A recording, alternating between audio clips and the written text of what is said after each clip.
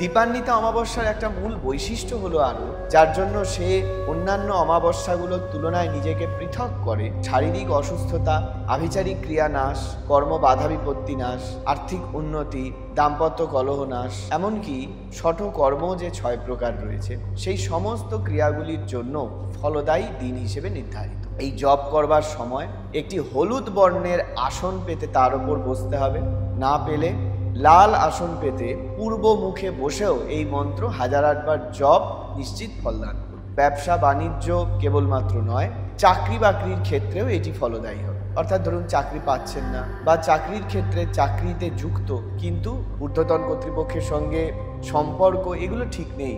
ওং হ্রিং শ্রীং ক্লিং মহালক্ষ্মী মম গৃহে আগচ্ছ আগচ্ছ হ্রিং নমঃ। তাতে বছরে 2 বার বা 3 বার যদি এই নিয়মের পুনরাবৃত্তি করা হয় তাতে ফল আরো দ্রুত এবং আরো দীর্ঘমেয়াদী ফল লাভ করা সম্ভব। গোবর ও গঙ্গা জল একসাথে মিশিয়ে তারপর সেটা দিয়ে একটা 4 মুখ দ্বীপ প্রস্তুত করে সেইটিকে রৌদ্রে শুকিয়ে নিতে হবে। এই দ্বীপটি আগের থেকে প্রস্তুত করে শুকিয়ে রাখা যাবে। এই নিয়ম যাদের পড়াশোনার ক্ষেত্রে অমনোযোগী, পরীক্ষায় খারাপ নম্বর করে সেই সমস্ত ছাত্রছাত্রীদের জন্য পড়াশোনায় কনসেন্ট্রেশন, মনোসংযোগ বৃদ্ধি এবং বিদ্যার্থীদের বিদ্যায় শুভফল লাভের জন্য এই উপায়। অপদেবতা, অপশক্তি, অশুভ শক্তি, অশুভ ঊর্জাদের কাছে প্রার্থনা করতে হবে যে আপনার ওই শত্রু যাতে চিরতরের মতন দমন হয়। প্রচুর চেষ্টা করছেন, সম্বন্ধ এসেও কেটে যাচ্ছে, কোনোভাবেই সেই সম্বন্ধ টিকিয়ে রাখতে পারছেন না। তার থেকে বয়সে ছোটদের বিয়ে হয়ে যাচ্ছে কিন্তু কোনোভাবে সেই ব্যক্তির বিয়ে আর হচ্ছে না। এই উপায়গুলির প্রতিটি আর্থিক শ্রীবৃদ্ধি, বিবাহ বাধা, ব্ল্যাক ম্যাজিক, নজরদোষ নামানো সমস্ত ক্ষেত্রে এই দীপান্বিতা অমাবস্যা তার সমাধানের তিথি হিসেবে কাজ করবে।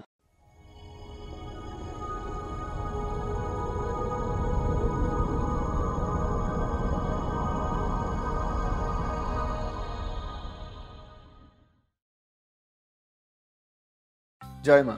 মহালয়া, নবরাত্রি, কোজাগরী, লক্ষ্মী পূর্ণিমা অতিক্রম করে এইবার দীপান্বিতা অমাবস্যা তথা কালী পূজার পালা। ইতিমধ্যে উৎসবের একটা মূল মাস আমরা অতিক্রম করে এসেছি, এখনো অনেক বাকি আছে, কিন্তু মোটামুটি একটা মাঝামাঝি সময়তে এসে এমন একটা বিশেষ তিথির সম্মুখে আমরা উপস্থিত হয়েছি যেই তিথির অপেক্ষা সারা বছর ধরে শুধুমাত্র সাধক বর্গের যারা ব্যক্তি বা তন্ত্রের চর্চা যারা সারা বছর করে থাকে তারাই নয়, সাধারণ মানুষ পর্যন্ত অপেক্ষা করেন, এর মুখাপেক্ষী হয়ে বসে থাকেন। কেন? এই যে দীপান্বিতা অমাবস্যা তথা দীপাবলি, কালী পূজার যে বিশেষ অমাবস্যা তিথি, বছরে 12 মাসে যে 12 বা 13টি অমাবস্যা আসে তার মধ্যে সর্বাপেক্ষা উল্লেখ্য যে 2 বা 3টি অমাবস্যা আমরা পাই তার মধ্যে অন্যতম। বছরের বিভিন্ন অমাবস্যাগুলির মধ্যে পৌষী অমাবস্যা, রটন্তী চতুর্দশী, অমাবস্যার পূর্বের দিন এবং অবশ্যই দীপান্বিতা অমাবস্যা, এই 3টি মূল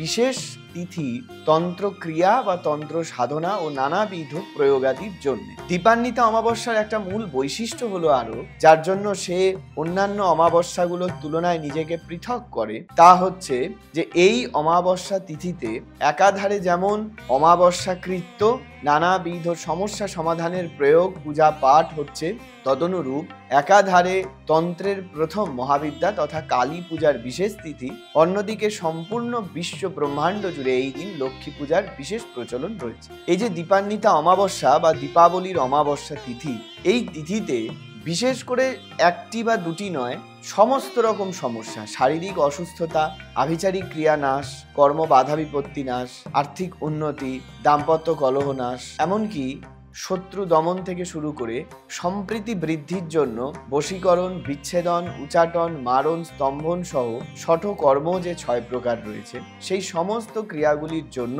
সর্বোপরি উল্লেখ্য এবং ফলদায়ী দিন হিসেবে নির্ধারিত। এই দিনটিতে ব্যবসা উন্নতির থেকে শুরু করে, লক্ষ্মী লাভ থেকে শুরু করে, কর্ম উন্নতি থেকে শুরু করে, বিবাহ বাধা নাশ থেকে শুরু করে, শত্রু দমন সমস্ত কিছুরই বিশেষ বিশেষ প্রয়োগ বা বিশেষ উপায় আমি উল্লেখ করব।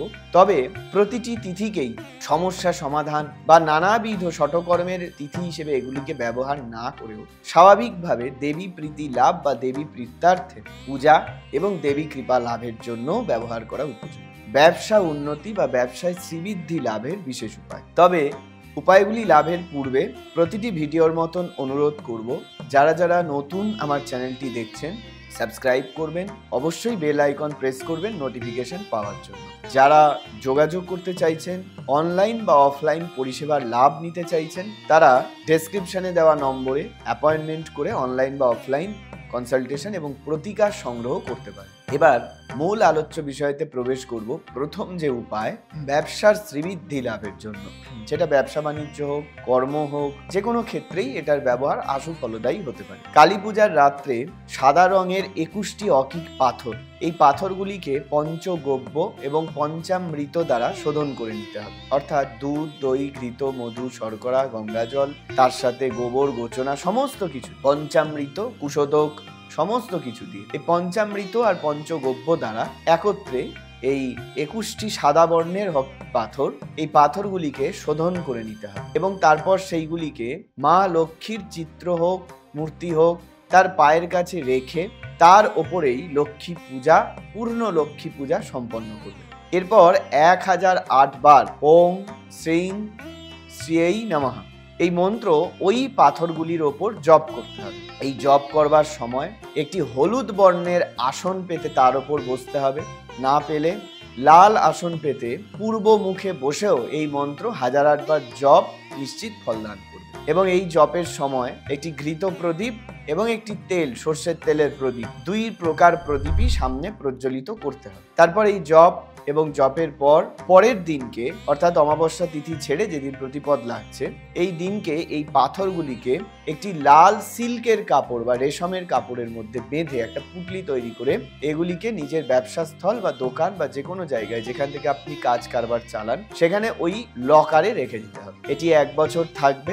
1 বছর পর পরের বছর দীপাবলি তথা অমাবস্যায় এই একই ক্রিয়া পুনরাবৃত্তি করবেন এবং রেখে দেওয়া পূর্বের আগের বছরের যে পুটলিটি রয়েছে সেইটিকে কোনো প্রবাহিত নদীতে আপনি প্রবাহিত করে দেবেন বা বিসর্জন করে দেবেন। পরবর্তীতে কর্ম উন্নতি ও অর্থ উন্নতি লাভের জন্য দীপাবলির রাত্রে করার একটি উপায় বলছি। কর্ম উন্নতি, অর্থ উন্নতি বলেছি, সুতরাং ব্যবসা বাণিজ্য কেবলমাত্র নয়, চাকরি বাকরির ক্ষেত্রেও এটি ফলদায়ী হবে। অর্থাৎ ধরুন চাকরি পাচ্ছেন না বা চাকরির ক্ষেত্রে চাকরিতে যুক্ত কিন্তু মনের মতন বদলি, পদোন্নতি, ঊর্ধ্বতন কর্তৃপক্ষের সঙ্গে সম্পর্ক এগুলো ঠিক নেই, এক্ষেত্রে দীপাবলির দিন থেকে এই ক্রিয়া শুরু করবেন এবং পরপর প্রতি শনিবার লাগাতার 19টি শনিবার এই ক্রিয়া করবেন।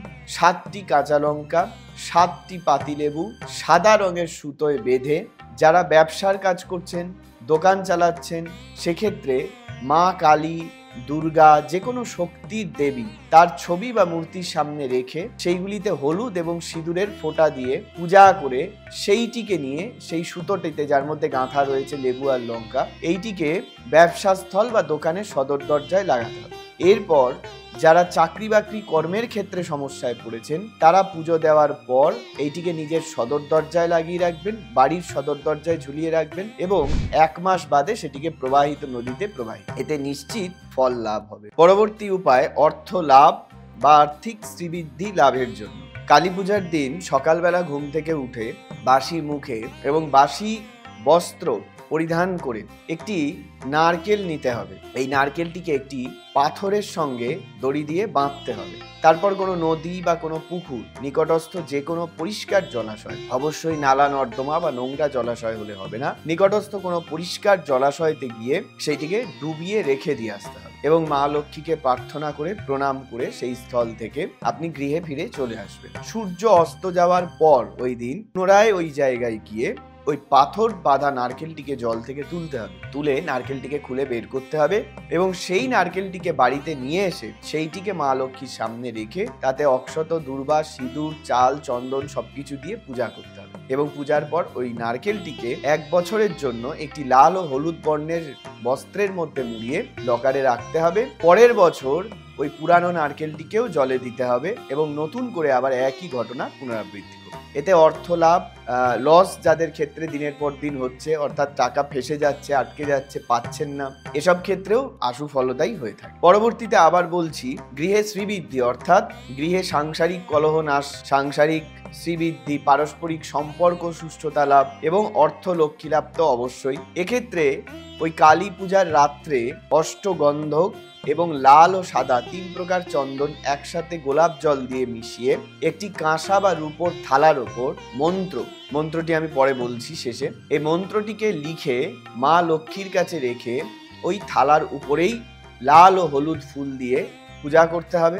1008 বার লাল আসনে পূর্ব মুখে বসে মন্ত্রটি জপ করতে হবে এবং ওই দিন 1008 বার জপ শেষ করার পর পরবর্তী পূর্ণিমা তিথি অর্থাৎ রাস পূর্ণিমা তিথির পর্যন্ত এই যে এক পক্ষকাল 15 দিন চলবে, এই এক পক্ষকালের মধ্যে মন্ত্রটি মোট বা 1,25,000 বার জপ করতে হবে। অর্থাৎ অমাবস্যার দিন 1008 বার, প্রতিপদ থেকে পরবর্তী পূর্ণিমার আগে পর্যন্ত বা পূর্ণিমার দিন পর্যন্ত এই 15 দিন এক পক্ষকালের মধ্যে আরো 25,000 বার। এবং এই থালাটি যেটিতে পুজো দেওয়া হয়েছিল, এই থালাটিকে তারপর জল দিয়ে পরিষ্কার করে অন্য কাজে আপনি ব্যবহার করতে পারেন। মন্ত্রটি কি?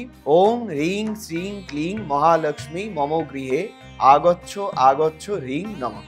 এই মন্ত্রই জপ করতে হবে এই নির্দিষ্ট সংখ্যায়। এই যে নিয়মগুলো আমি বলছি বা যে উপায়গুলি বলছি, এই উপায়গুলির মধ্যে অধিকেই লক্ষ্মী লাভ বা অর্থ লাভ, আর্থিক শ্রীবৃদ্ধি লাভ ও অর্থ সমৃদ্ধি বৃদ্ধির জন্য মূলত। তাই এই উপায়গুলি নির্দিষ্টভাবে শুরু করা ও সম্পন্ন করার পর যদি মনে করেন পুনরায় 2-1 মাস তাতে বিরাম দিয়ে আবার সেটিকে ভালো কোনো উপযুক্ত তিথি থেকে নতুন করে আবার শুরু করতে পারে, তাতে বছরে 2 বার বা 3 বার যদি এই নিয়মের পুনরাবৃত্তি করা হয়, তাতে ফল আরো দ্রুত এবং আরো দীর্ঘমেয়াদী ফল লাভ করা সম্ভব। পরবর্তী উপায় হলো কালী পূজার, এটা ব্যবসা উন্নতি, কর্ম উন্নতির জন্য। কালী পূজার রাত্রে কর্পূর এবং রলি সুতো এনে একসাথে দুটিকে পুড়িয়ে যে কালী তৈরি হবে, সেটিকে একটি রূপোর মাদুলির মধ্যে ভরে সেটিকে যদি গলায় বা হাতে ধারণ করা যায়, এতে করে লক্ষ্মী লাভ সম্ভব। তবে এই মাদুলি বা এই তাবিজটা অবশ্যই নিজের নাম গোত্র দিয়ে শোধন করে বা পূজা করিয়ে নিয়ে ধারণ করুন। পরবর্তীতে বলি, রোগ ব্যাধি নাশ, নজর দোষ যাদের ওপর লাগছে, অশুভ ঊর্জা হাওয়া বাতাস লেগে যাচ্ছে, এই সমস্ত ক্ষেত্রে রক্ষা পাওয়ার জন্য এই দীপাবলির রাত্রির যে অমাবস্যা, এই দীপান্বিতা অমাবস্যাকে কিভাবে ব্যবহার করব? গোবর নিতে হবে। গোবর ও গঙ্গা জল একসাথে মিশিয়ে তারপর সেটা দিয়ে একটা 4 মুখ দ্বীপ প্রস্তুত করে সেইটিকে রোদ্রে শুকিয়ে নিতে হবে। এই দ্বীপটি আগের থেকে প্রস্তুত করে শুকিয়ে রাখা যাবে। ওই দীপাবলি অমাবস্যার নিশীতে রাত্রে ওই প্রদীপ তিলের তেল দিয়ে ওই 4 মুখী যে প্রদীপটি, সেইটি 4টি লাল সলতে দিয়ে, তুলোর সলতে আগে থেকে সিঁদুর বা আলতা দিয়ে লাল রং করে শুকিয়ে রাখতে হবে। এইটি দিয়ে তিলের তেল দিয়ে এই প্রদীপ প্রজ্বলন করতে হবে। প্রদীপের মধ্যে একটু আখের গুড় দিতে হবে। এইটিকে প্রজ্বলন করে সন্ধ্যায় সেটিকে ঘরের বাইরে রাখতে হবে এবং যার সমস্যা, যে অশুভ ঊর্জার দ্বারা প্রভাবিত, যার ওপর কালো জাদু, তন্ত্র, টোনা, টোটকা ইত্যাদির প্রভাব বা শত্রু ক্ষতি করছে, দূর থেকে কিছু করছে, এই জাতীয় আশঙ্কা আছে, সেই ব্যক্তি ওই প্রদীপের সামনে একটি কালো আসন বিছিয়ে বা লাল আসন বিছিয়ে বসবে। তার যে শিখা, তার দিকে 8 মিনিট ন্যূনতম কনসেন্ট্রেট করবে, ওই শিখার দিকে এক দৃষ্টে তাকিয়ে থাকতে হবে এবং ওই দিন থেকে শুরু করে প্রতি শনি মঙ্গলবার ওই একই ঘটনার পুনরাবৃত্তি। ওই প্রদীপ বারবার নতুন করে তৈরি করে জ্বালানোই নিয়ম। না সম্ভব হলে অপারগ পক্ষে ওই একই প্রদীপ ব্যবহার করা যাবে। তবে 2-3 মাস এই ক্রিয়া চালানোর পর প্রদীপটিকে প্রবাহিত জলে জলস্থ করতে হবে। তাহলে ঘন ঘন রোগ ব্যাধি, হঠাৎ হঠাৎ ফাঁড়া, হঠাৎ হঠাৎ শারীরিক অসুস্থতা, অশুভ নজর দোষ, হাওয়া বাতাস লেগে যাওয়ার যে সমস্যা, তার থেকে অনেকাংশে নিষ্কৃতি পাওয়া যাবে। পরবর্তীতে আরো বলি, এই দিনকে 8টি প্রদীপের তলায় এই নিয়ম যাদের ক্ষেত্রে পড়াশোনার ক্ষেত্রে অমনোযোগী, পরীক্ষায় খারাপ নম্বর করে, সেই সমস্ত ছাত্রছাত্রীদের জন্য পরীক্ষায় ভালো নম্বর পাওয়া, পড়াশোনায় কনসেন্ট্রেশন, মনোসংযোগ বৃদ্ধি এবং বিদ্যার্থীদের বিদ্যায় শুভফল লাভের জন্য এই উপায়। একটি কাঁসার থালা নিতে হবে বা পেতলের থালা এবং থালায় আতপ চাল ছড়িয়ে দিতে হবে, বিছিয়ে দিতে হবে। তার উপর 8টি মাটির প্রদীপ প্রজ্বলন করতে হবে ঘি দিয়ে। প্রতিটি প্রদীপ প্রজ্বলনের পর প্রতিটি প্রদীপের গোড়ায় 8টি অষ্টলক্ষ্মীর যে নাম, এটি গুগল করলেই আপনারা সেখান থেকে পেয়ে যাবেন, সেই অষ্টলক্ষ্মীর এক একটি লক্ষ্মীর নামে এক একটি প্রদীপের গোড়ায় ওই ফুল নিবেদন করতে হবে এবং ওই প্রদীপ যতক্ষণ জ্বলবে দীপাবলির নিশীথে রাত্রে সেটা জ্বালিয়ে রাখতে হবে। পরের দিন সকালে প্রদীপগুলি তুলে পরিষ্কার জলাশয় বা নদীতে বা পুকুরে সেটিকে বিসর্জন করতে হবে এবং একটি লাল কাপড়ে এই চাল এবং ফুলগুলিকে পুটলি বেঁধে ওই বিদ্যার্থীর পড়ার টেবিলে রেখে দিতে হবে 1 বছরের জন্য। এবং এই যে থালার ওপর চাল বিছিয়ে প্রদীপ প্রজ্বলন করা, এটি করবার পর এই থালা ওই বিদ্যার্থী বা ওই শিক্ষার্থী তার ঘরের ঈশান কোণ বা উত্তর দিকে বা পড়ার টেবিলের ওপরেও এইটিকে রাখা যায়। এতে করে বিদ্যার্থীদের বিদ্যা বাধা নাশ হয় এবং 1 বছর পর পরবর্তী দীপাবলিতে পুনরায় তার পুনরাবৃত্তি এবং আগের পুটলিটিকে জলে বিসর্জন করতে হবে। পরবর্তী উপায় শত্রু দমন, শত্রু নাশের জন্য দীপান্বিতা অমাবস্যা আসলেই আমরা বিভিন্ন জায়গায় বিভিন্ন তান্ত্রিক জ্যোতিষীদের বিজ্ঞাপন দিতে দেখি শত্রু দমন, বশীকরণ, ব্ল্যাক ম্যাজিক বা কালো জাদুর হাত থেকে নিষ্কৃতি। তাহলে এতক্ষণ লক্ষ্মী লাভের এত উপায় বললাম, এই দিনে শত্রু দমন শত্রু নাশের উপায় বলবো না তা কি করে হয়? তার জন্য একটা মোক্ষম উপায় বলি। আটা দিয়ে একটা মাটির পুতুল তৈরি করতে হবে। যদি স্ত্রী শত্রু হয় স্ত্রী শরীরের অবয়ব বানাতে হবে, যদি পুরুষ শত্রু হয় পুরুষ শরীরের ন্যায় অবয়ব বানাতে হবে। এই পুতুল একটি মাটির থালার ওপর বানিয়ে রাখতে হবে। একটি মাটির থালার ওপরে আপনার শত্রু যে লিঙ্গের, অর্থাৎ স্ত্রী হলে স্ত্রী পুত্তলিকা, আবার পুরুষ হলে পুরুষ পুত্তলিকা, মাটি বা আটা দিয়ে নির্মাণ করতে পারেন। যদি সম্ভব হয় কোনো মৃৎ শিল্পীকে দিয়ে নির্মাণ করিয়েও আনতে পারেন। তাতে পুতুলের শরীরের গঠন অত্যন্ত সুন্দর হবে, যেটা ভীষণভাবে আবশ্যক এই ক্রিয়ার ক্ষেত্রে। করিয়ে আনার পর রাত্রেবেলা কালী পুজোর নিশীথে এটি ভোজ্যপত্রের ওপর আপনার শত্রুর নাম লিখতে হবে। যদি সম্ভব হয় শত্রুর গোত্র জানা থাকে তাও লিখবেন, না সম্ভব হলে শত্রুর নাম লিখবেন। একটি শত্রুর ছবি জোগাড় করবেন, একটি ছোট্ট ছবি প্রিন্ট করে নেবেন। এই যে শত্রুর ছবি আর শত্রুর নাম গোত্র লেখা ভোজ্যপত্র, এটাকে শুকিয়ে নেবেন যাতে কালি নষ্ট না হয়। যে নামটা লিখেছেন এবার এটাকে লাল কালি দিয়ে লিখতে হবে। লেখার পর এই ভোজ্যপত্রটিকে ভাঁজ করে ওই শত্রুর ছবি সহ ওই পুতুলের বুকের ভেতর এটিকে ঢুকিয়ে দিতে হবে। বুকের ভেতর ঢুকিয়ে পুনরায় ওপর থেকে আটা বা মাটি দিয়ে পুরো সিল করে দিতে হবে, পুরো বন্ধ করে দিতে হবে পুতুলটি। এবং এই পুতুলটি তার সাথে 7টি জবা ফুল, লাল জবা ফুল এবং কিছুটা আলতা, 7টা কালো রঙের কৃষ্ণ বর্ণের ধূপ জেলে এবং এটি ছুরি নিয়ে চলে যেতে হবে কালী পুজো তথা দীপান্বিতা অমাবস্যার একেবারে রাত্রি 9টার পর। কোথায় চলে যেতে হবে? 3 রাস্তার মোড়, 3টি রাস্তার সংযোগস্থলে। সেইখানে ওই থালাটিকে রেখে এবং খুব দ্রুত এক কোপে ওই পুতুলটিকে কেটে ফেলতে হবে। তার ওপরে ওই আলতা, 7টি জবা ফুল দিয়ে এবং 7টা যে কালো ধূপ জেলে নিয়ে গিয়েছিলেন তার পাশে ওই ধূপটিকে পুঁতে দিতে হবে, বসিয়ে দিতে হবে।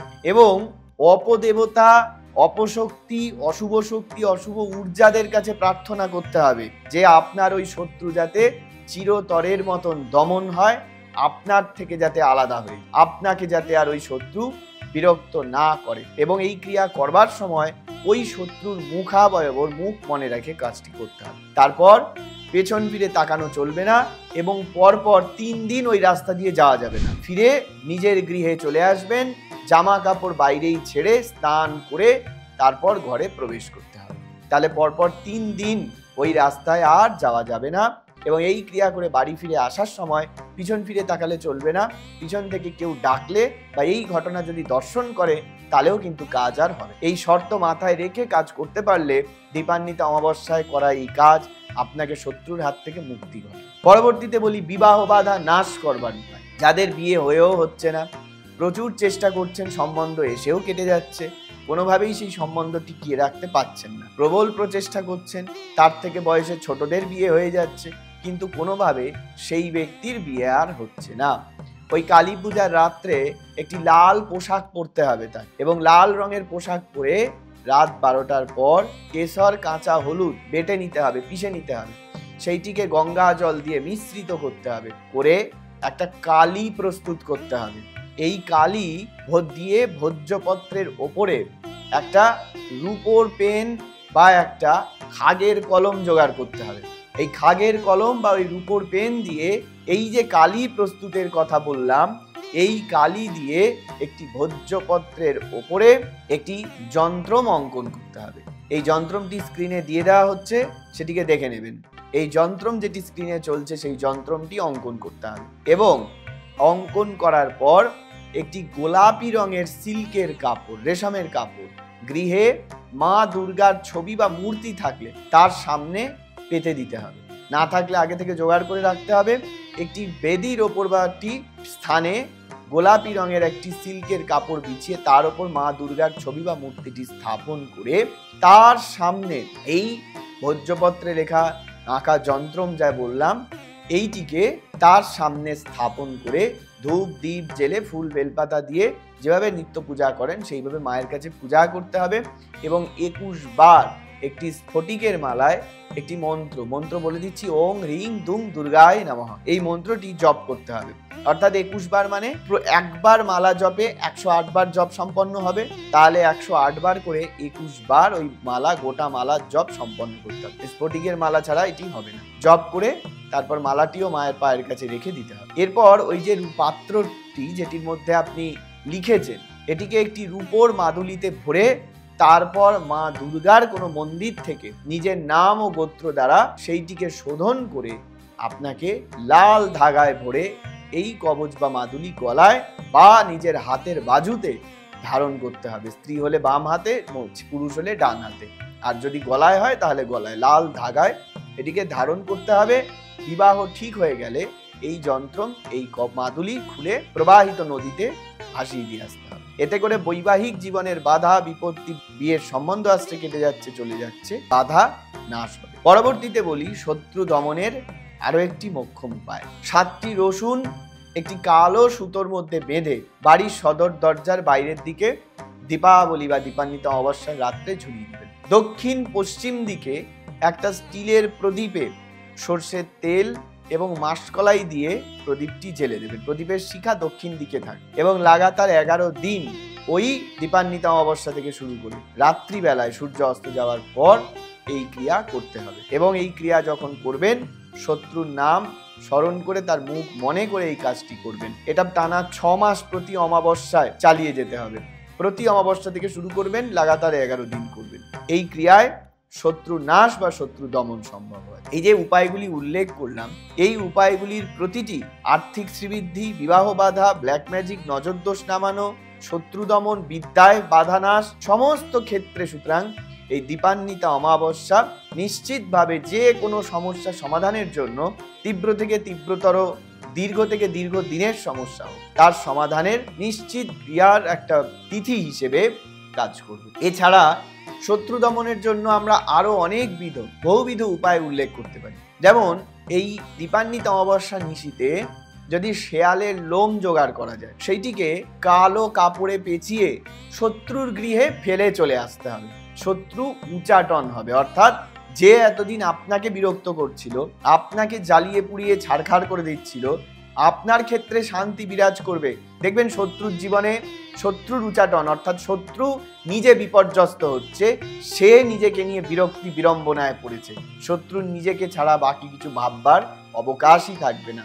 সেই শত্রুর নিজের জীবনের বিপদই সে কাটিয়ে উঠতে পারবে, অর্থাৎ শত্রু উচাটন হবে। এই শেয়ালের লোম আগে থেকেও সংগ্রহ করে যেখানে তন্ত্র সামগ্রী বিক্রির দোকান সেসব জায়গা থেকে আসল অরিজিনাল সেই লোম আগে থেকেও সংগ্রহ করে রেখে এই কাজ করা যেতে পারে। ওই দীপান্বিতা অমাবস্যা রাত্রিতে একটি স্টিলের প্রদীপ উত্তর মুখে জেলে তাতে সর্ষের তেল দিয়ে জ্বালতে হবে এবং দক্ষিণ পশ্চিম দিকে ওর শিখাটাকে ঘুরিয়ে দিতে হবে এবং মাসকলাই বিছিয়ে 1 মুঠো তার ওপরে এই দীপটি রেখে জেলে দিতে হবে। তার পাশে শত্রুর ছবির পেছনে লাল কালি দিয়ে তার নাম ও গোত্র লিখে রেখে দিতে হবে। এতে করে শত্রু দমন তো হবেই, শত্রুর সঙ্গে অনেক ক্ষেত্রে আপনার মিত্রতাও তৈরি হয়ে যেতে পারে। এছাড়া ওই তিথিতে অর্থাৎ দীপান্বিতা অমাবস্যা রাত্রিতে শ্মশান থেকে শবদাহ করার যে ছাই, ধুনো দিয়ে যদি সেটিকে জ্বালিয়ে দেওয়া হয় এবং জেলে রেখে যে দ্রব্যটি মিশ্রণটি উৎপন্ন হবে,